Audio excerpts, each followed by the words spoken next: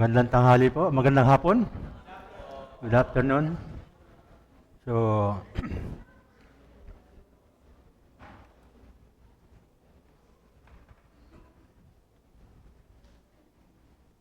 sige po, would you mind na tumayo po tayong lahat? Sige po.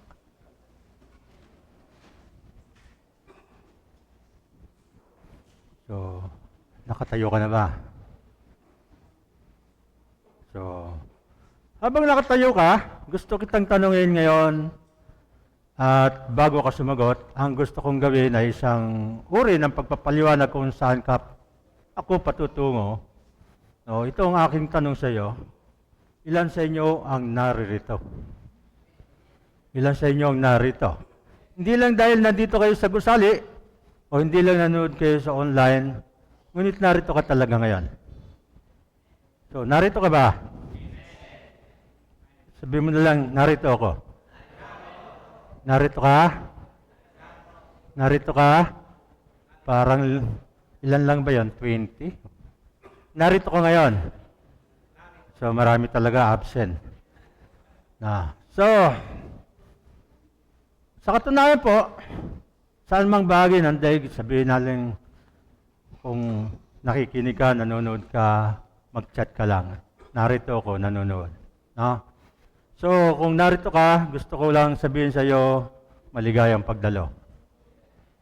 Maligayang pagdalo. At lubos kitang pinararangalan, nasasalamatan na narito ka sa mga sandaling ito. At ang gusto kong gawin, nakasama ka dito sa mga sandaling ito, ay tanggapin at pasalamatan ng Diyos dahil may kalayaan tayo na magtipon, kapwa sa physical, online, bilang mga disipulo ni Jesus. Para sa kumakain ng tinapay, ang buhay na salita ng Diyos na tumatayo sa presensya ng isang espiritu na bumuhay kay Jesus mula sa mga patay at upang sumamba sa kordero ng Diyos na pinatay para sa pagpapatawad ng ating mga kasalanan.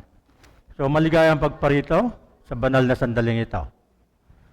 So ang Diyos ay nasisiyahan na ikaw ay narito. Sinabi ko sa iyo, sa dahilang sa kasamaang palad na ang iba sa inyo ay matagal nang wala rito. No? So, maaaring narito ka pa rin sa physical, ngunit sa pag-iisip o emosyon, ang iyong atensyon ay nasa ibang lugar. So, kaya tinatanong ko po kayo, nandito ka ngayon, pero sa isang iglap, nakatanggap ka ng text message, mapupunta na ang isip mo sa mensahe ngayon. Amen. So, ang iba sa inyo, tulungan naman ng Diyos, no? Dahil talagang tumutugong ka sa text message sa gitna ng sermon ni Pastor. Ganun ba yan? So, ang ilan sa inyo, hindi na makakayanan, no? Kailangan makipag-ugnayan sa natanggap niyang message. Dahil hindi niya na alam kung anong nangyari sa loob ng ilang minuto, so kailangan mo makipag-ugnayan. So, ang ilan sa inyo ay iniisip ang lahat ng bagay na gagawin. Wow, andito na kayo sa loob. So, iniisip mo kung anong gagawin mo, iniisip mo kung saan pumunta mamaya. So, maaaring mag-alala ka tungkol sa isang bagay at ang iyong isipin ay lumilipad patungo sa iyong mga bayarin, yung mga tao na kakanggambala sa iyo. So, yung babaeng cute dyan sa harapan mo, yung lalaking gwapo dyan sa harapan mo, no? Nakita mo na wala pang suot na engagement ring. So, maaaring at kung narito ka ngayon, gusto ko lang sabihin na natutuwa ang Diyos na narito ka dahil alam niyang hindi magtatagal ang ilan sa inyo. Alam ni Lord na marami ang hindi magtatagal sa inyo. So, habang nakatayo ka ngayon, gusto kong basahin sa iyo ang salita ng Diyos at titingnan natin ang isang hindi pangkaraniwang teksto upang ipakilala ang mensaheng ito. Ito yung unang himala na ginawa ni Jesus. Ito ay ang isang kasalan. At kung hindi mo alam ang konteksto, no, ito yung isang nakakahiyang sandali doon sa tagapanguna ng handaan dahil naubusan sila ng inumin, no? Yung party juice. So, kaya sabi ng ma'am ni Jesus, bahala ka na dyan. No? Kaya sinabi niya sa mga tagapaglingkod, gumawa kayo ng sisidlan at gumawa kayo ng sisidlan at malaking baga, no? At gusto kong punuin ninyo ng tubig. No? At ang mga ito nga yung hindi to ordinaryong banga. So, ito po yung naglalaman ng 20 to 30 gallons to na tapayan. So, at sinabi ni Jesus sa mga lipin, nang mapuno na, sumalo kayo at ibigay ninyo sa namumuno ng kasalan. So, nabasa po ba niya? Pwede ba ilabas yung John chapter 2? Yeah. They did so, and the master of the banquet tasted the water that had been turned into wine. He did not realize where it had come from, though the servant who had drawn the water knew. Then he called the bridegroom aside. 10. So, instead, everyone brings out the choice wine first, and then the cheaper one after the guests had been too much to drink, but you have saved the best till now. Amen. Sabi mo, you have saved the best till now. No. So, ang title po ng ating mensahe ngayon ay Your best days are now. Ang pinakamabuting araw mo ay ngayon. So, let's go ahead. Let's close our eyes and say the word of prayer. Aming amang nasa langit, hingilin namin sa iyo sa pangalan ng iyong anak na si Jesucristo. Nasikap mo ang aming mga puso. Sandaling ito, sakupin mo ang aming mga puso sandaling ito ng iyong kabutihan. At kung paano si Jesus ay namuhay ng may hindi na hating atensyon sa sandaling iyon. Dalhin mo kami sa iyong presensya, sa iyong pagkatawag. Ngayon, upang gawin ang kalooban sa tulong ng Espiritu Santo. Yung kalooban mo dito sa lupa parang nasa langit. Holy Spirit, help us. Help us. Guide us. Give us knowledge, wisdom, and understanding. Holy Spirit, saturate us. We welcome you. We acknowledge you.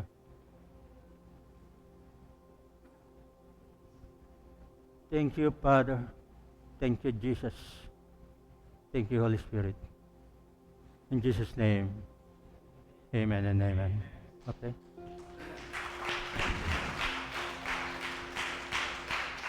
Sabihin mo sa katabi mo, your best days are now. So, pwede na tayo maupo.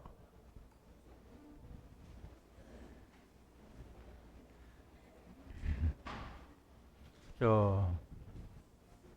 tignan mo yung katabi mo. Tignan mo yung katabi mo. Sabihin mo, your best days are now. So, ang iyong pinakamabuting mga araw ay ngayon. So, kung nasa online ka man, pwede ka mong chat, no? You can make a comment. So, kung kasama mo pa rin kami, so ang iyong pinakamabuting araw ay ngayon. Kung ngayon ka lang nakapunta sa nakasama namin sa gawain ito, so ang series ng ating message ngayon ng Jesus, the Better Way, Part 3. Apa. So, ang gagawin po natin ay titingnan natin ang pamamaraan ng pamumuhay ni Jesus.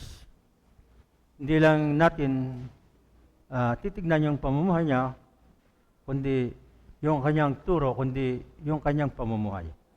No, hindi lamang yung katotohanan ng tinuturo niya, kundi yung paraan ng kanyang pamumuhay. Ay ang ating pag-aaralan. At ang isa sa mga pinakapansin katangian tungkol para sa paraan pamumuhay ni Jesus ay kahit sino ang kanyang kaharap, siya ay nakipag-ugnayan. Ano man ang kanyang ginagawa, siya ay palaging naroon sa sandaling yon. Siya ay ganap na naroon. Na po. Hindi na hati yung kanyang attention. So, at sa katunayan, ang gusto kong gawin ay gusto kong ipakita sa inyo yung dalawang himala na ginawa niya, yung dalawang kwento dito sa banal na kasulatan. At ang kanyang puso para sa mga tao, no, sa harap mismo ng kanilang pagiging ganap, nakatuon sa sandaling ito na. So, at ang katunayan, ang unang nakita natin sa Ebanghelyo ay si Jesus ay naglalakad patungo sa Jericho. At kung maisip mo, maraming tao sa paligid, maraming tao. Jesus entered Jericho and was passing through. A man was there in the name of Zacchaeus. Siya ay isang tax collector, wealthy. So, mayaman siya. At ngunit siya ay maliit, So, kaya nga, pagdaan niya doon, sabi ni Jesus, nakita niya si Zacchaeus na sa itaas ng puno ng sycamore. Zacchaeus, bumaba ka at ako'y mananangalian sa iyo. Biruin niyo, si Jesus, ano ba si Zacchaeus? So, si Jesus, before that, nagambala na siya, naglalakad din siya dito sa isang pulubi na bulag, si Bartimaeus, na pinagaling niya. At ngayon, dito naman, sa bahagi ng paglalakad niyang muli, papunta ng Jericho. So, muli, nagambala siya ng isang tiwaling maniningil ng buwis. So, ang gusto ko kay Jesus, siya ay may oras para sa mababa at sa mataas. Mahirap, mayaman, bulag, may karamdaman. Siya ay may oras para sa mababa at mataas. Siya ay may oras para sa sinuman at may isang puso siya. Para sa sinuman. Hindi malaga kung saan ka nanggaling, gaano kalubha ang iyong mga pasanin, kung gaano ito kadumi, kung gaano ito kayaman. Jesus ay nagmamalasakit sa katabi mo. At iminto si Jesus para sa taong ito, nagnagagalang sa Zacchaeus. Ngayon, kung hindi mo nga kilala si Zacchaeus, siya ay isang mayaman, isang makasalanang tax collector, mababa, hindi niya nakikita yung mga tao, kung sino yung gusto niya makita, lalo na nagkakatipon yung mga tao. So, kaya umakyat siya sa puno ng sycamore. At sabi nga, si Zacchaeus ay isang maniningil ng buwis na maaaring hindi gaanong mahalaga sa inyo sa kulturang ito. Dahil isang maniningil ng buwis ay maaaring maging kagalang-galang. Di po ba? Ginagalang natin. Bagamat malamang na hindi ka nasisiyahan sa pagbabayad ng buwis. So, ngunit sa panahon ito ay tulad ng pinakakurap sa lahat ng mga tao. Ang isang maniningil ng buwis ay maaaring dagdagan ang buwis na higit sa nararapat. At panatilihin ang pagmamataas. Di ba? Tama lang ako. Okay lang. Okay lang naman dagdagan ko yung kanyang buwis. Di ba? Last year po, I paid sa aming land, mga properties namin, nagbayad ako ng around 800,000 and more than that. Kasi marami pang mga iba-ibang binayaran.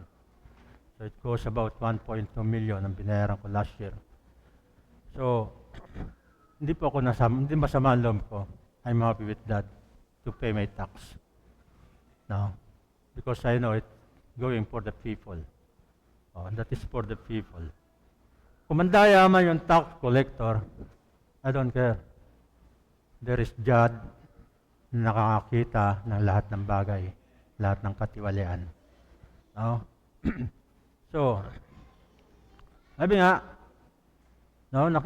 nakita ni Jesus ang taong ito, tinawag niya sa pangalang Zacchaeus.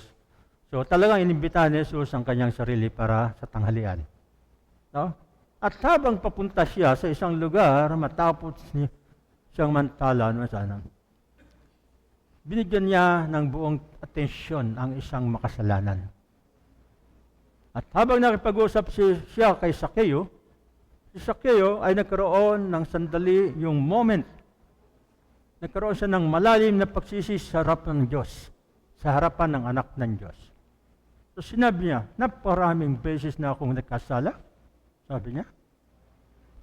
Nakasakit ako ng naparaming tao, pasensya, sorry. Gagawin ko ang lahat ng makakaya ko. Kung may nadaya ako, may naloko ako, ibibigay ko ang kalahati ng aking ariran sa mga dukha. Babayaran ko ng 4 na beses ang sinumang pinagnakawan ko. No? Kaya sabi ni Jesus, itong sabi ni Jesus, sa araw na ito, sa sandaling ito, ngayon dumating na ang kaligtasan sa sambahayan mo. Amen. So, Jesus ay may taglay na hindi nahati atensyon sa sandaling ito at siya ay huminto at nagbigay sa mga tao ng isa sa pinakamaraming kaloob na maaring ibigay niya. Ano yung kaloob na ito? Yung kanyang pansin, yung kanyang pag-ibig. No? Jesus is always full and present. No? Naroon siya lagi sa lahat ng sandali. So gusto kong maging ganun. Ako mismo. Ngunit sa kasamang palad, hindi ako palaging ganun. So matagal na ako nagdadasal, tumiling sa Diyos na tulungan ako maging abala sa anumang nasa harapan ko. So gusto kong mapunta sa kinaroonan ng aking mga paa at gusto kong hindi lamang mabuhay para sa mga masasayang sandali at sa mga panlabas na makabuluhang sandali. Pero gusto kong magkaroon. Naroon ako sa lahat ng sandali. Kahit na yung pinakamaiinis na moment. Sabi nga. No? So, I wonder, no, kung ilan sa inyo ang nabubuhay sa gitna ng maraming nakakainis na sandali ngayon. At hindi mo pinagtutuunan ng sandaling yon. Ngunit ang sinasabi ko lang, alam mo lang, ang ilang mga panahon ng buhay na nakakainis ay meron pang mas nakakainis na iba. Amen. Kaya po, si Jesus ay ganap na nakibahagi sa sandaling yon. So, nandito pa rin kayo? Are you there? Nariyan pa rin kayo? So, dahil yung statistic po, nakaramihan ay magpapakita na nawala sa akin ang ilan sa inyo. Sa mga sandaling ito, nawawala na sa akin ang ilan sa inyo. No? Gumawa ng pag-aaral ng Harvard at kung ano ang nalaman nila sa eksaktong mga salita nila. 47% ng oras ang isip ng mga tao ay hindi ang parehong lugar ng kanilang mga paa. Andiyan yung mga paa mo. Pero 47%, nasaan kaya ang isip ninyo? Na? 47% sa oras na ikaw ay nasa isang pakipag-usap sa isang tao, ang iyong isip ay hindi ganap na nakatuon. Amen. 47% ng oras na nakaupo ka sa simbahan, nandiyan ka nga kaya? O kasama ng iyong pamilya, naghahapunan? O sa katrabaho mo, nakikipag-usap ka? Sa harap ng iyong katrabaho, halos kalahati ng iyong pagkagising sa buhay, no? Kung ikaw ay gising, ang iyong isip ay hindi ganap nakikibahagi kung nasaan ang buong bahagi ng iyong katawan.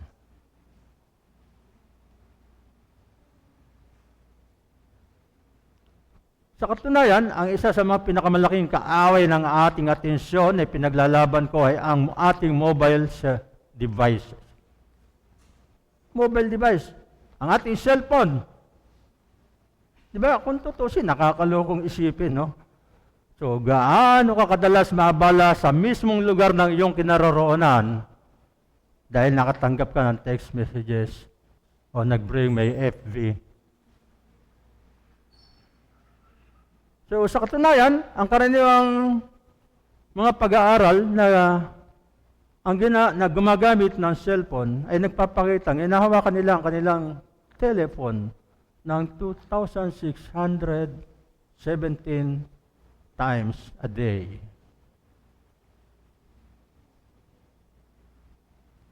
So, maaring totoo?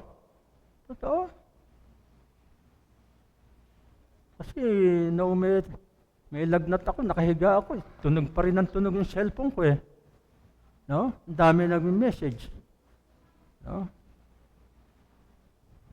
So, ang average ay 2,617 times, ngunit ang nangungunang 10% ng mga gumagamit ng cellphone, nahawak nila ang kanilang telepono ng higit sa 5,400 times sa bawat araw. So, masasabi ko lang talaga, grabe. Grabe. Kaya, magbago ka na. Magbago ka na. No. Sa totoo po yung cellphone ko lagi nasa bulsa. No. Ngayon po naramdaman ko may parang numbness yung legs ko, yung hita ko, yung lap ko. Kaya ngayon din ako nagbubulsa ng cellphone, naiiwan ko na. No. So, kailangan po talaga. Libo-libong beses isang araw, wala kang kasama. No? Kung sino man ang nasa harapan mo at nasa ibang lugar ang iyong isip, kung wala sa phone, nasaan naglalaro ang isip mo? Di ba? So, pinakamarami sa atin ay literal na dumadaan sa buhay, ninanais na mawala ang kasalukuyang sandali. Di ba? Lalo na kung nakakainis. Hiniling mo na mawala kung ano ang mayroon ka sa harap mo. Huwag mong palampasin kung ano ang mayroon pa ngayon para ituloy ang gusto mo. Si Jesus ay ganap na nakikibahagi sa sandaling yon. No? So, at malalas natin gawin ito. Di ba? Lagi tayong may alalahanin. Paano kung hindi ko nakita yung text? No? Nag-aalala ka lagi. Paano kung hindi ko tignan? Paano kung hindi ko tugunin? No? Noon po, walang cellphone. No? Bago makadating ang sulat, 1 buwan, okay naman. No? So, punong-puno tayo ng mga alalahanin. No? Paano kung kailangan nilang kontakin ako? Lagi mayroon. Kaya sabi sa Matthew chapter 6, verse 34. Ang sabi niyan, dahil punong-puno tayo ng alalahanin eh. No? Sabi niyan, therefore, do not worry about tomorrow, for tomorrow will worry about itself.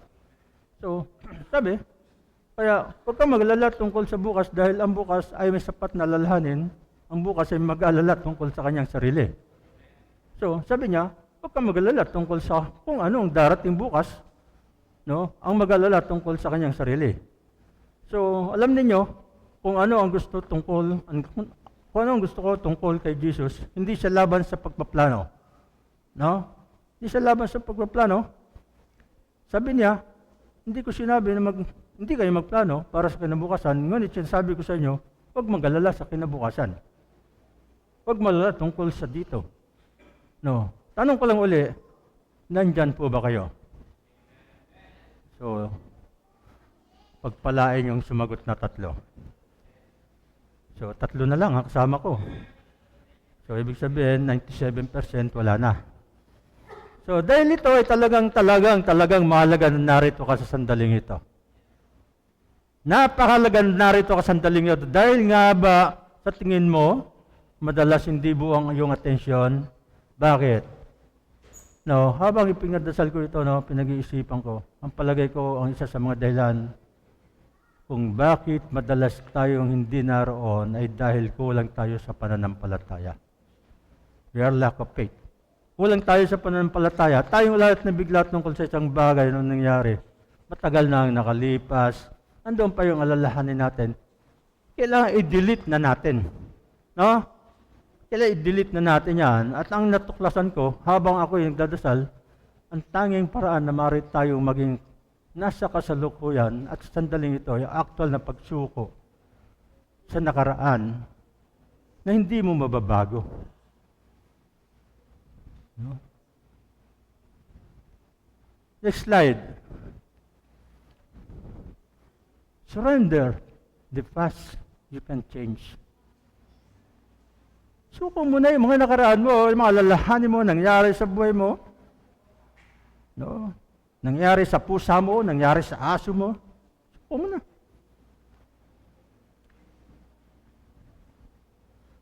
Surrender it. Isuko mo at magtiwala ka sa Diyos sa isang hinaharap na hindi mo makontrol. Ang tanging paraan para maging ganap na kasalukuyan, nasa kasalukuyan ka, no, sa masandaling ito, ay ang bitawan ng isang nakaraan na hindi mo mababago anuman ang gawin mo. Magtiwala ka na mayroon nito ang Diyos. Suko mo ang iyong kinabukasan at magtiwala ka na ang Diyos ay mabuti. Amen. God is good. And all the time. So, siya ay nagmamalasakit sa mga narito. Nandiyan pa ba kayo? At dahil tinubos niya ang nakaraan, we are already redeemed, at dahil mabuti siya sa hinaharap, maaari kang maging ganap na nakatuon sa tao o nasa unahan mo. Sa kasalukuyan, kailangan ng pananampalataya, kailangan ng pananampalataya sa Diyos upang makibahagi sa pagkatawag ng Diyos sa harapan mo. So, sa katunayan po, napakaganda ng pagbigkas dito ni James, no, si Santiago. Santiago ay kapatid siya ina ni Jesus. Sa James chapter 4, verse 13 and 14. Kaya dyan, come now, who you say, today or tomorrow we will go on to such and such town and spend a year there and trade and make a profit. And yet, you do not know what tomorrow will bring. What is your life now? For you are a mist that appears for a little time and then vanishes. So, sabi nga,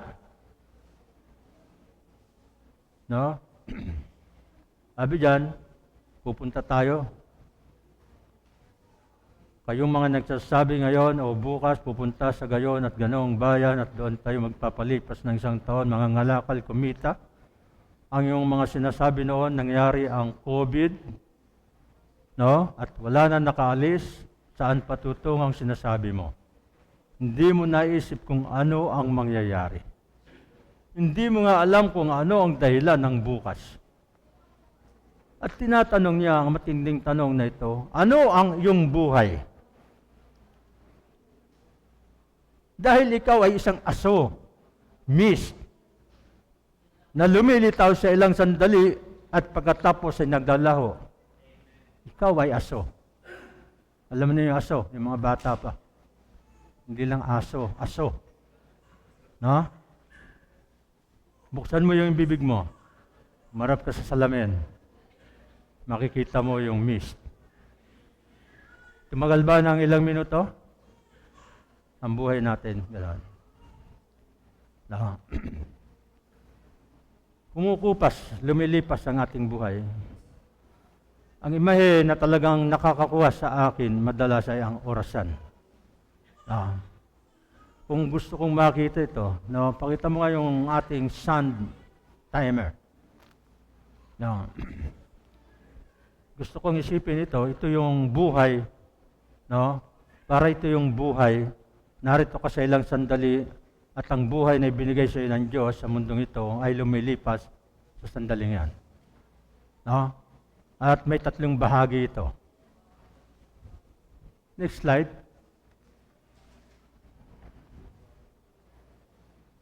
Hourglass.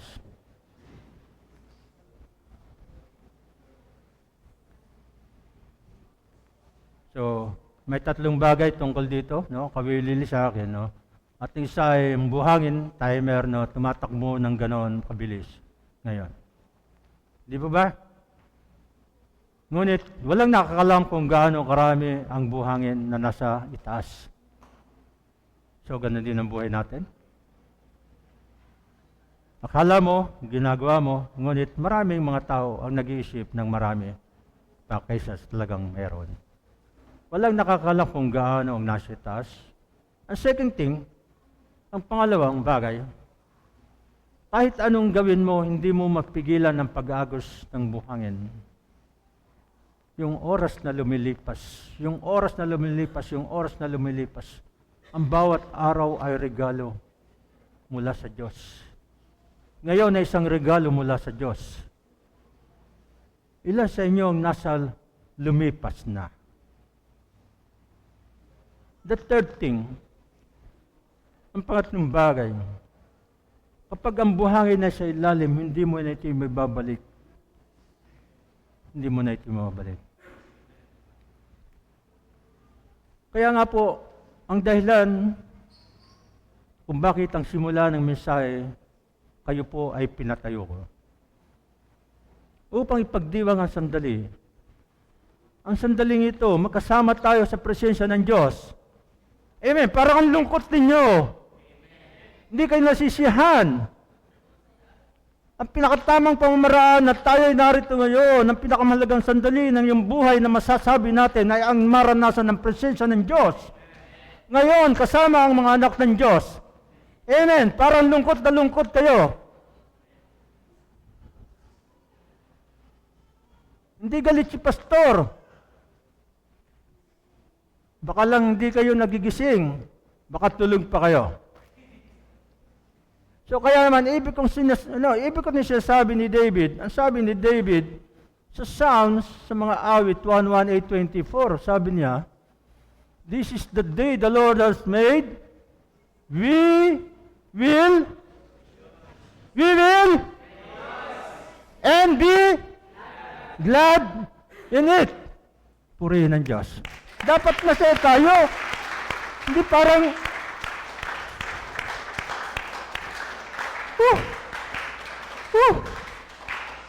kung nandito ka pa, sana nandito ka pa rin. No? Dahil gusto kong sabihin sa iyo, hindi ka maaaring maging masaya kung saan wala ka. No? At hindi mo maaaring paglingkuran si Jesus kung saan wala ka. Oo, maglilingkod ako. I will serve God. No? Kahapon po, preparasyon para sa pagsamba natin. Ang Treasure Church po ay pinatambakan ko yung loob. No? Nasa mga 13 inches po ang tinambak na lupa. Dahil naabot lagi siya ng baha pagka umulan ng malakas. So, sabi ko, be ready na. O anong dapat gawin? Nakatambak ng lupa. Siyempre, paano mag-worship lupa? So, tinambakan ng graba sa ibabaw para hindi maputik. So, nag-message ako sa kanila, sa GC ng 13. So, humingi ako ng tulong, hiniling ko. Magtulungan kayo. Masahas ang lahat. Dahil kailangan nating sambahin ng Diyos. No? So, sabi ko, ang aking mga paa ay na kay Kristo. At ang aking buong kamalayan ay sa Kanya nakahimlay. Amen. Ang ibig sabihin, wala man ako doon, I am with Jesus. I'm standing with Jesus. And my will is always rest upon Jesus. So, kasi nandoon ako noong Martes, maghapon. So, nagkaroon ako ng konting ubo. Sumakit ng konti yung baywang ko. Gusto ko makita nila. So, hindi mahalaga ang pera, ano man yung gastos natin. Makita lang na narito kayo. Amen? So, Hindi mo pwedeng paglingkuran si Jesus kung saan wala ka. No? Hindi mo kayang ibigin ng mga tao tulad ng ginawa ni Jesus kung saan wala ka. Itong araw na ginawa ng Panginoon, ang pinakamahalagang sandali ay ngayon. Ang pinakamahalagang tao ay nasa harapan mo. Yun ang pinakamahalagang sandali at ang pinakamahalagang bahagi. No? At ang nabatid ko ay dati akong nabubuhay para sa malaking sandali. Sa mga espesyal na sandali at sa mga makapangyarihang sandali. Ngunit napagtanto ko na ang pinakamalaking sandali pala yung pinakamaliliit na sandali. Amen? Nagpipray ka, small thing lang yan. Di ba? So, kaya po, anumang pangarap sa may mga anak, no? Kasi kailangan po nagkakaisa, nagkakasundo, nagkakaroon ng kayo ng pagkakaisa. Na kay Kristo ka. Kailangan treat yung kapwa mo with Christ.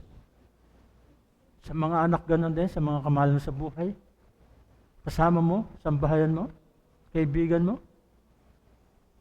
The same treatment. Jesus never changed. Kahit sinong kaharap niya, mahirap, mayaman.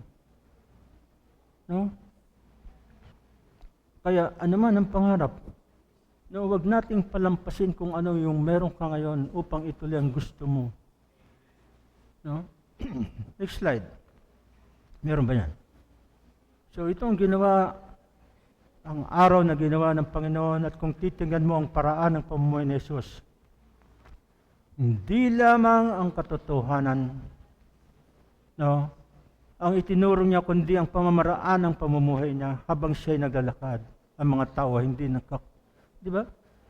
Habang siya'y naglalakad, napakarami tao na sumasabay sa kanya.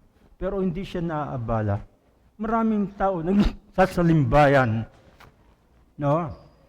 Nagsisiksikan para bigyan sila ng pansin. Di ba? Don't miss what you have now pursuing what you want later. So, napakalaga po. So, ang sandaling ito ay ang lahat ng mayroon ka. Ano man, mayaman ka man, kung wala kang ganitong sandali, kung wala kang ganitong moment with God, ang lahat ay walang kabuluhan. Ang sandaling ito ay mahalaga, ang sandaling ito ay mahalaga. To be fair, sabi ko sa inyo, ayokong maramdaman ninyo na ginagawa kong, ginigilty ko kayo. To be fair. Bakit po? Kung iisipin mo si Jesus, kung mayroong mang oras na naabala siya sa iba, kung mayroon mang oras na nagsawa siya sa kanyang sarili, maaaring ito yung nakapako siya sa krus.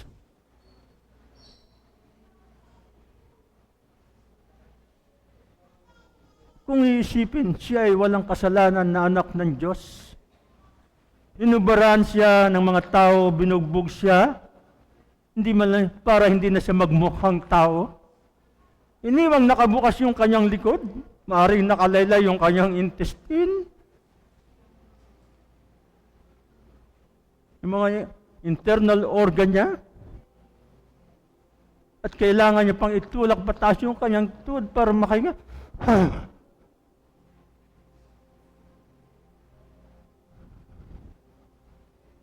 At sinusumpa ng mga tao. At sa tabi niya mismo, isang kriminal tumingin kay Jesus at nakipag-usap. Hindi ko alam kung anong sinusumbong ng lalaki ito. Kung anong sinasabi niya. Ngunit marahil isang bagay, parang sinasabi niya, makasalanan ako. Marahil sinabi ng kriminal na ito, I'm very sorry. Alam natin sinabi niya ito. Tumingin siya sa Jesus. Tumingin sa kay Jesus, no? At sinasabi niya, alalahanin mo ako pagdating mo sa iyong kaharian. Ito yung sabi. Kaya nga po, kahit sa gitna ng pagdurusa na ito, ang pinakamasakit na sandali ng buhay ni Jesus, siya ay ganap na nakipag-ugnayan sa kriminal, sa krus. At tumingin sa kriminal, pagkatapos sinabi niya, ngayon din makakasama kita sa paraiso. Ngayon din. Andyan pa ba kayo? Andyan pa ba kayo? Nakikita ko, hindi ko alam kung para kanino ito. Di mo maaaring paglingkuran si Jesus kung saan wala ka.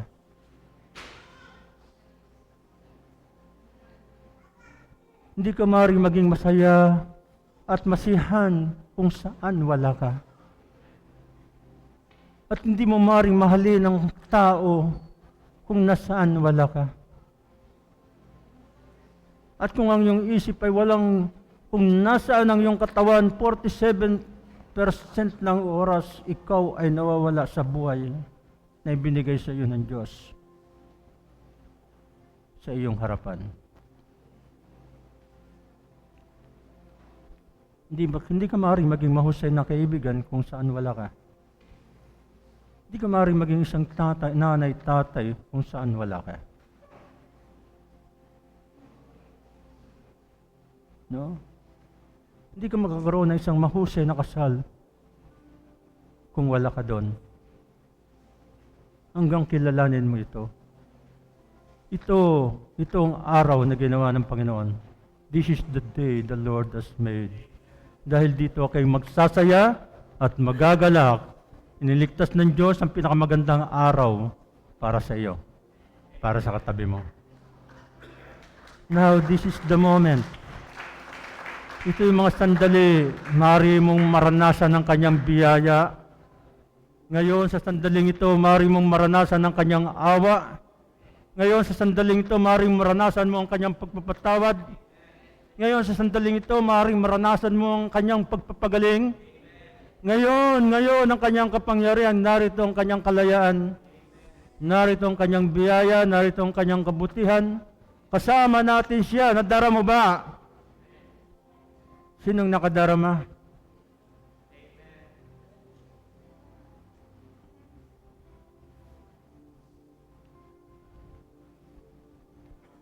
Sa banal na sandaling ito, ang Diyos ay kasama natin ngayon. At pinadala ako ng Diyos upang sabihin sa inyo na ang iyong pinakamagandang araw ay ngayon na. Your best days are now. Kung lubos kang makipag-ugnayan sa mga taong dinadala ng Diyos sa harap mo, na ibuhos ang iyong puso sa sandaling ito. Alam mo ang bukas ay hindi isang pangako. Tomorrow is not a promise. Ngunit ito ay isang sandali na maaari mong maranasan ng Diyos. Ang iyong pinakamahusay na sandali maaaring maganap, maging ngayon. Kaya nga makisali ka sa sandaling ito. Maging saan ang iyong mga paa at makita kung ano ang iyong nilagay. Ang nilagay ng Diyos sa harap mo. Pinapangako ko sa iyo, ang kanyang kabutihan, ang kanyang biyaya, ang kanyang pag-ibig ay mas mahusay kaysa sa iyong inaakala.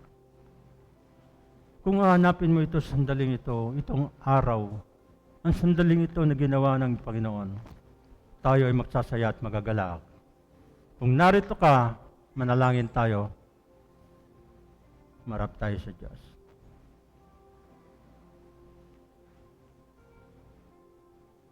Ama, maraming salamat sa iyong salita. Dalhin mo kami, O Diyos, sa iyong perpektong kalooban sa sandaling ito upang magawa mo ng eksakto kung ano ang gusto mong gawin. Habang nagdadasal ka ngayon at ang lahat ng ating nandito sa simbahan, kung yung iniisip ay inaanod, inaanyahan kitang bumalik sandali.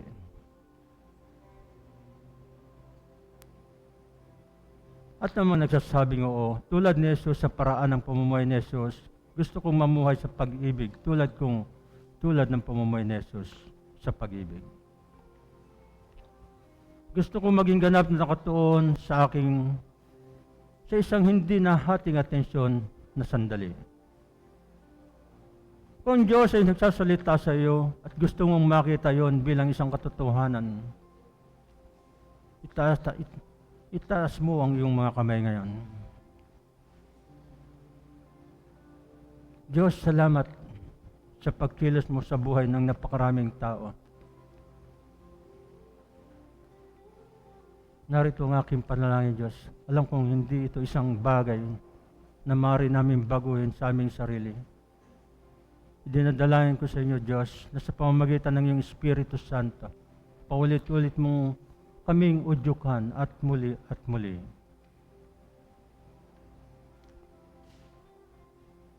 Diyos, kung kailangan namin pakinggan ang mensaheng ito ng paulit-ulit, makinig minsan sa isang araw, ano man ito, push mo kami sa malalim sa kaibuturan ng aming puso. At kapag ang aming isip ay naalis sa pakipag-uusap sa isang bata, maaari nakipag-uusap kami sa aming mga kaibigan o sa aming mga mahal sa buhay. Lord, panatilihin mo po yung aming pakipag-ugnayan kung sino man yung aming kaharap, upang kami ay makapaglingkod. Nadalangin ko po sa inyo na sa aming pagsamba sa inyo, na hindi namin kukunin yung cellphone, kundi mananatili po yung aming presensya sa inyo.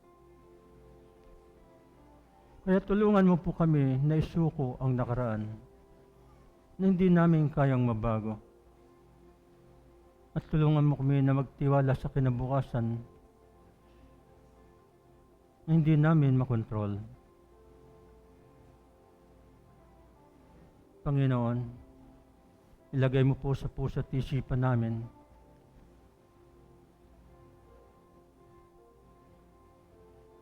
ang pagmamahal tulad ng pagmamahal ni Jesucristo na inyong anak sa mga tao.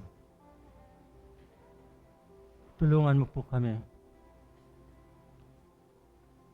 na isuko anumang bagay, mabigat na mga bagay sa aming mga puso at isipan. Tulungan mo po kami. Panatilihin mo po kami na kung sino yung kaharap namin, sino yung kausap namin, ay pagtutuunan namin ang pansin. Pagtutuunan namin ang pansin. Tulad ni Jesus, inarap niya ang isang pulubi, isang bulag na pulubi. Dininig niya ang kahilingan nito. Isang mahirap, si Zacchaeus na mayaman na makasalanan, ay kinaharap niya rin. Wala siyang sinabing masama. Ngunit, Lord, kapag kaharap namin si Kristo, ang inyong anak, tunay nga po na may pagbabago mangyayari sa buhay namin. Kaya, dalangin ko po sa inyo, na pagtunan po namin ng pansin ang pamumuhay ng aming Panginoong Jesucristo upang sa gayon ay masunod namin kung ano yung nais niyo sa buhay namin. Salamat po, Ama. Salamat po. Salamat po na pinili niyo kami, that you gathered us, tinipon niyo kami upang magkaisa na kayo'y aming sambahin at papurihan. Salamat po. Patawarin mo po kami sa aming mga kasalanan, sa aming shortcomings. Sorry, Lord. Patawarin po kami kung hindi namin binibigyan ng pansin yung mga salita mo. Sorry, Lord. Patawarin mo po kami, Lord God. Na narito na kami sa loob ng building na ito, pero tumatakbo pa rin. Lumilipad pa rin yung puso at isipan namin. Patawad po, Ama. Patawad po. Kung ano-ano pa rin agenda, yung nasa puso at isipan namin. Sorry, Lord. Sorry. Patawad po, Ama. Patawad po. Magkagayunman, Lord, patuloy na hinihiling ko po sa inyo ang iyong protection, yung guidance ninyo ng Holy Spirit sa bawat isa sa amin. Your privilege and favor ay patuloy na subagana po sa bawat isa. Lord, hindi namin kayang baguhin yung mga nakaraan at hindi namin kayang kontrolin ang hinaharap. But you have the power through your Spirit. Salamat po. Purihin po kayo. We rejoice and glad. Thank you, Lord. This we pray in the name of the Father, and of the Son, and of the Holy Spirit. All God people say, Amen and Amen. Ito, purihin natin ang Diyos.